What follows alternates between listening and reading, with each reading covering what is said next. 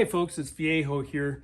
The video you're about to see here is one that I'm reposting from my previous channel that had been deleted.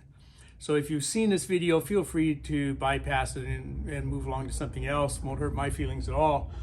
But I have had some requests to repost some of the videos from that other channel that are not likely to get channel strikes against them. So we're going to do that.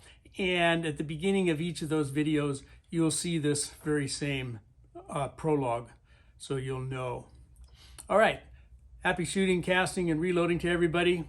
Catch you later.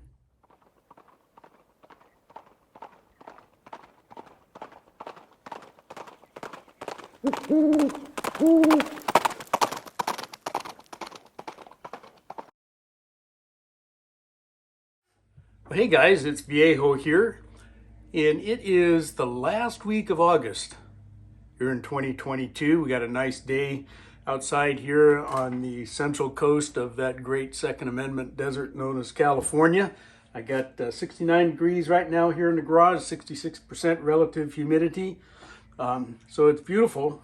What we're going to do today is I'm going to show you how to calibrate the micro adjustment on your RCBS or any other powder measure that has a micrometer adjuster on it. Let me show you what I'm talking about.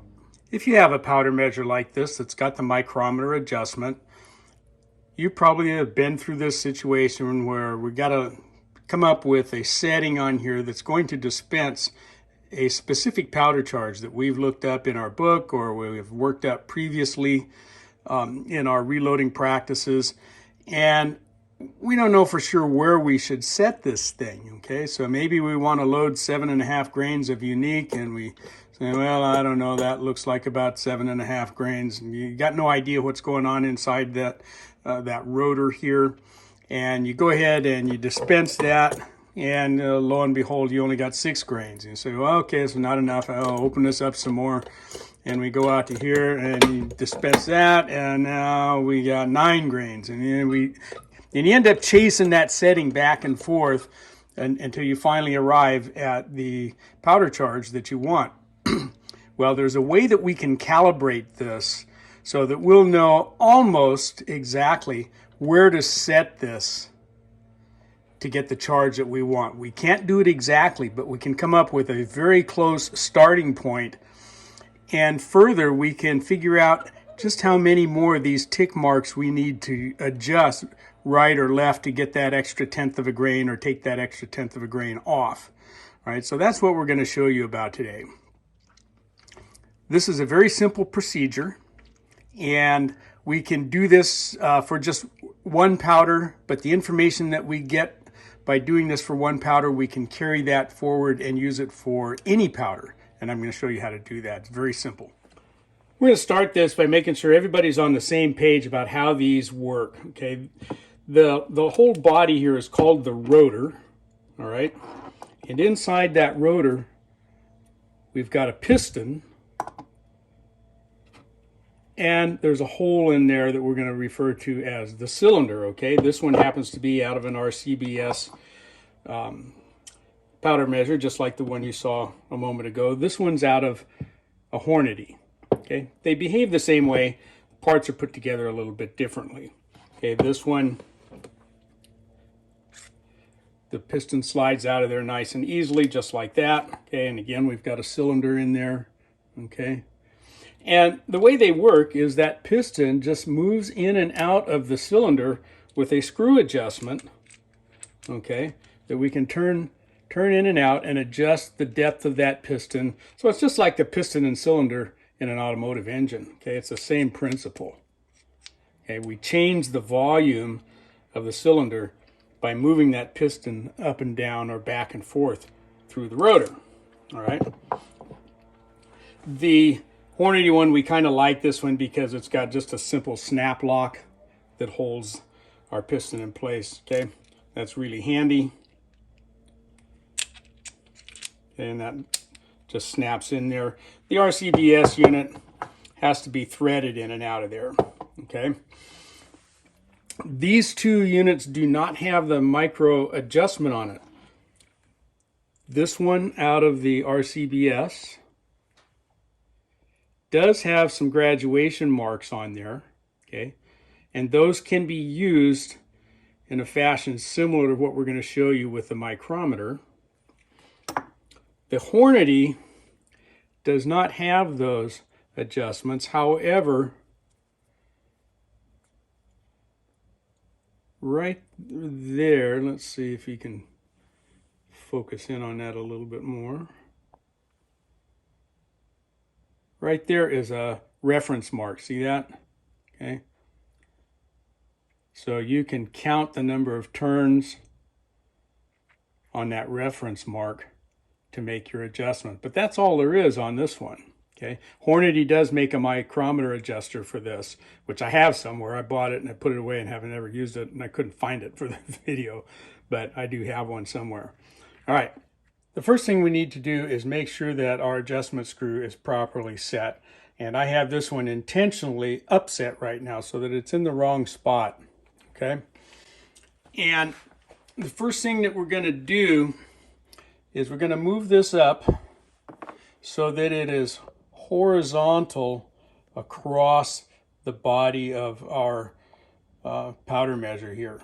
Okay. And that's so that as we adjust the piston, we don't adjust it up through the slot in the bottom of the hopper here. Okay. We want it straight across, because what we're going to do is we're going to turn our adjustment knob here until we feel the top of that piston contact the back side of the housing behind here.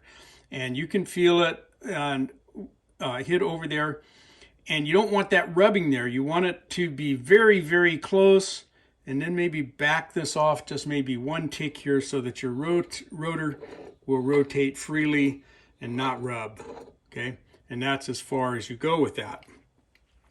Then the next thing that we're going to do is we're going to loosen this set screw in here and loosen it way out. Okay, not as so far out that it comes out of the housing, but far enough out so that it won't contact our piston here, because we're going to move this and we don't want to change the adjustment of that piston. So get it good and loose just so that it doesn't fall out. And again, still holding this horizontally. Now push that adjustment all the way up as far as you can. Okay. And then we're going to rotate it. And this should not turn our adjustment screw at this point. Okay. We're going to rotate it until our zero lines match up exactly. Okay. Zero here and zero on our reference line right there. Okay. So that zeroes out our scale. Now we can retighten the set screw down here. Bring that up where you can see it. Okay. And we get this pretty snug, guys, because it's just, there's no flat or anything. That's the back end of our piston that goes up into the rotor. And there's no flat or anything for that set screw to rest against. It's just going up against the side of that rod. So it needs to be reasonably snug. Okay. So that's our proper adjustment now. Okay. And this will now turn, as you can see, it's turning our, maybe you can't see it turn, there you go. You can see it turning our piston and backing it out. All right. So that part is done. You can see how much, just a couple of ticks of play there, and that's fine. Okay, just like that. If I go one more tick over, mine starts to drag. So about one tick off the drag mark, that's where you want to be.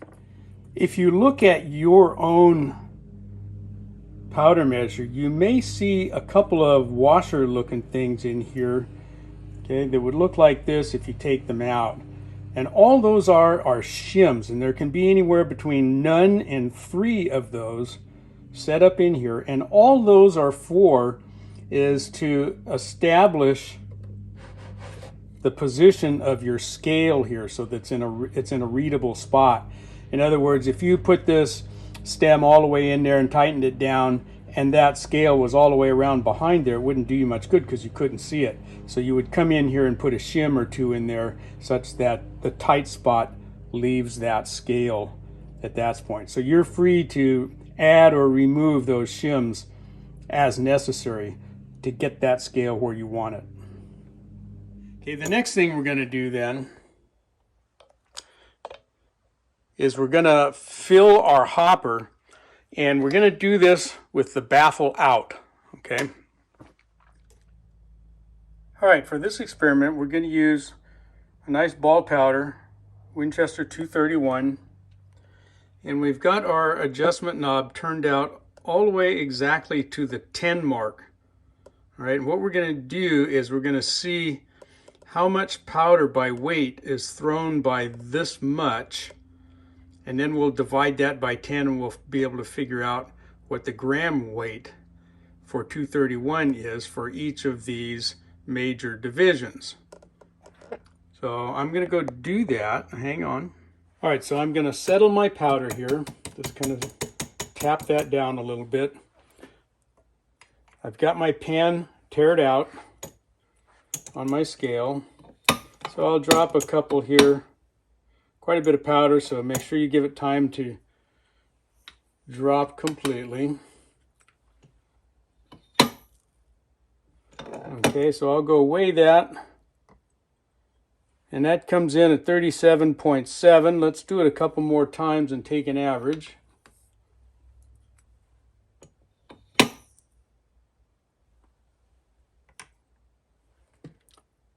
$37.7 again.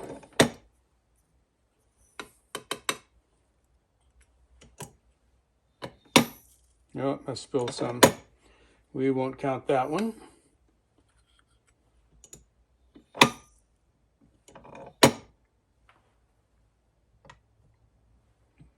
And 37.7 again. So good job there, Uniflow.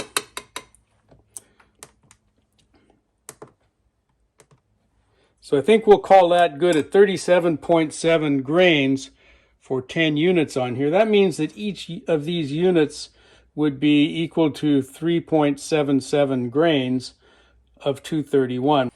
And for reference sake, these smaller divisions here, let's zoom in on this a little bit better. For each of the divisions around here, there's 100 of them between each major division here. So like between 7 and 8, one revolution around here is 50 of these tick marks, and that takes you up to the 7.5. And then one more revolution is 50 more, takes you all the way up to the 8 mark.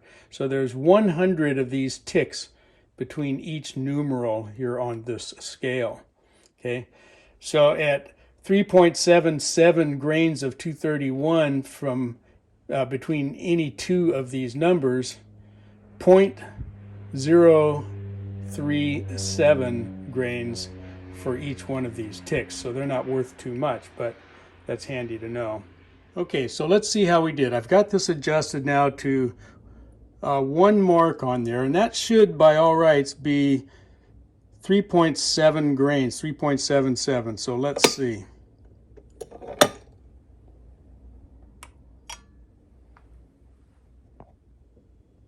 Right there. Okay, so we did pretty good. Here's what we do with that information. Remember that all I did was I found the weight of 10 units on my micrometer, divided that by 10, and I found out that each unit on my micrometer was worth 3.77 grains of Winchester 231. And so to figure out the proper setting on your micrometer, you take the desired charge and divide that by this factor, and I've just made that term up, okay, for this number right here. I'm just going to call this my factor for 231, 3.77 grains per unit. So for example, say I needed 4.2 grains of 231. Where do I set my adjuster? Well, the setting would be the charge divided by that factor, so 4.2 divided by 3.77. This is telling me that out somewhere at about 1.11 on that scale should give me my 4.2 grains. So let's try that, see if it works. I've got my little scale tared, and we'll set our micro adjustment for 1.11. There's 1.0, 1.05, 1.10, right about there. Okay, I apologize for getting in the way, but I'm going to go ahead and dump my charge here.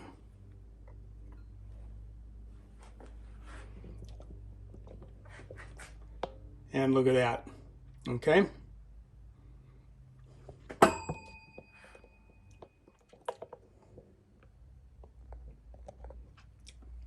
All right, I just got lucky here. Usually it doesn't come out that close, but we nailed it.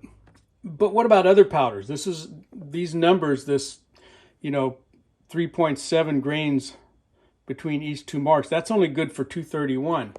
Well, it turns out we can use our earlier value of 37.7 grains for a full 10 units. We can use that coupled with another piece of information to figure it out for every powder without having to do all these measurements. There is a property of smokeless powders called the VMD, which stands for volume measure density. And what it is how many cc's are there per grain of powder. In the case of Winchester 231, it turns out that there's 0.0931 cc's for each grain of Winchester 231, and that number is different for every powder. It's a property that is specific to every given powder that we have. All right, and from this formula, VMD equals cc's divided by grains, we can do just a little simple algebra here and find out that any particular volume in cc's can be found by multiplying the VMD for that powder times the grain weight of that powder. So that turns out then that our 3.7 grains of 231 per unit on my scale on the powder measure works out to be equivalent to 0.34 cc's. Okay, that would be the volume of that cylinder, represented by the difference between any two major divisions on my micrometer scale. And this number doesn't matter what powder you've got. Okay? If I move my micro adjuster from unit 1 out to unit 2, it will have increased by 0.34 cc's. Now I did this for several powders, and the cylinder in my particular rotor actually comes out to an average of closer to 0.32 cc's per unit. But that's not much different than this, and we're only looking to get close anyway. Okay, so this number here is important. Now that we've found out the value in cc's between any two divisions on our micro adjuster scale, we can turn this around with our VMD number and figure out our factor that we had. Remember factor?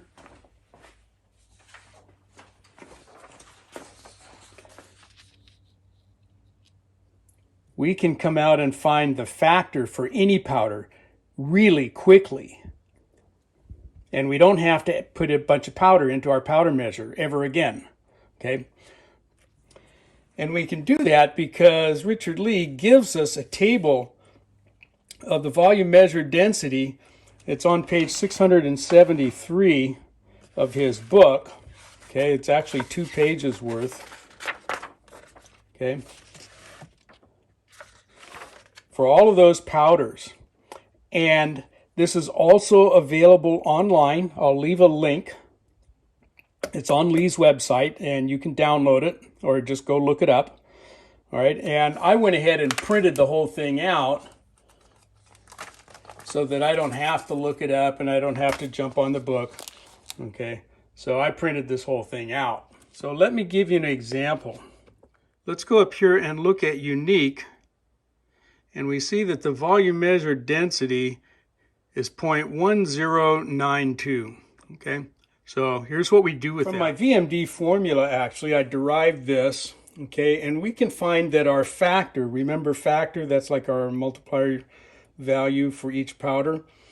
It's going to be the unit volume of 1 unit on my adjustment scale divided by the VMD for that powder. So here's an example. The VMD for unique from my chart was 0.1092. I found over here by experimentation that my adjustment is actually worth about 0.32 cc's for each unit on my scale. So I simply put that unit volume here of 0.32 cc's over the VMD for unique, and I find out that my unique factor is 2.9. So all I have to do to find a specific charge of unique is I would divide my charge by the factor. In this case, if I was looking for 4.2 grains of unique, which is kind of a wimpy charge for unique, but I would divide that by 0.29 instead of 0.377. Okay, so let's give an example. For 7 grains,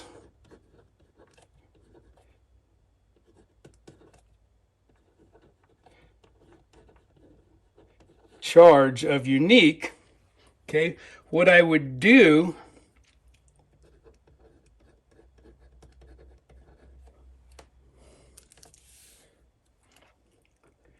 is I'll take my 7 grains and divide that by my factor of 2.9.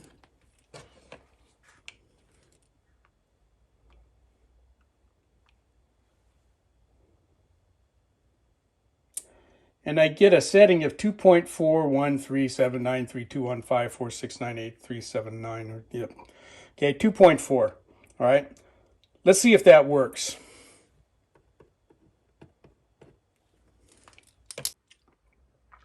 All right, we've got some unique in here now. And I've got my scale set out to just a little past 2.4. So let's see what happens here. Okay, so I've got my pens is tiered, and we'll see what we drop. And remember, we don't expect it to be exact. We got lucky on the 231, but we want to be close. Let's see what happens. Within a half a grain. Okay, now, if you remember, each of these divisions, each of my tick marks, I mean, is 1/100th of a division. That means that it's also 1/100th of that 2.9 factor. So I think I'm going to be needing about somewhere between 18 and 20 more tick marks worth of adjustment on here as I spill powder all over the place. So I'm going to run this out 5, 10, 15, about 20 more divisions. Okay.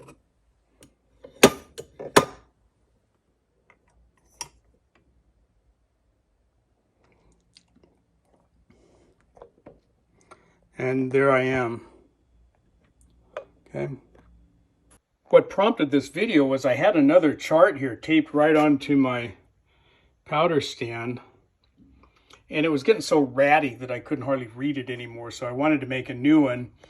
And then I got busy on the computer, and I ended up taking all of those VMD values from the Lee site and putting it into a spreadsheet and just go ahead and calculating all of these numbers.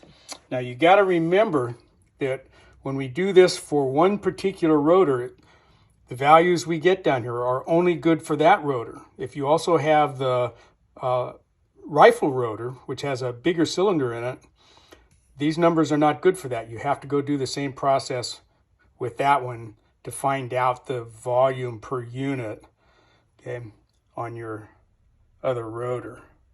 But I use this one mostly. So if I get a new powder, then I can just refer to this. I've got them all, okay, done on there. But these are the ones I use most often, so that's why it stays taped right there. So all you do, once you get the little factor figured out for each of the powders you're going to use, you just look at that factor number, whip out your phone with the calculator, do the quick calculation, takes 2 seconds, make your adjustment, and you're there. Okay, at least you're close. All right, guys, there you go. I hope you could follow all of that. It really isn't all that complicated. You can screenshot those, paper pages that I showed you with the formulas on it and print those out or just copy them off. They're real simple, not that hard to do. I will put a link, as I said, for the page that Lee has for all those VMD values. If you don't have the Lee book, they're already in the Lee book. And I think that you can use a similar process on powder measures that don't have the micrometer adjustment itself. As long as there are some kinds of graduation marks on there, you can kind of use the same process. And remember that this is not going to be 100% accurate. There's a couple of bugs in this whole system. One is that the pistons that are in there are not exactly cylindrical. Okay, they got kind of a domed end on them, and that upsets our volume calculation a little bit. Plus, the powder manufacturers have some variance from lot to lot in the powders about what the VMD is actually going to be. So VMD for, this lot could be one value, it could be slightly different next time. So there is that, but all we're trying to do is get close and not be 5 grains off on a 9 grain charge, okay? And I think you can see that that'll work. All right, I hope you got something out of that. But for now, that's all she wrote.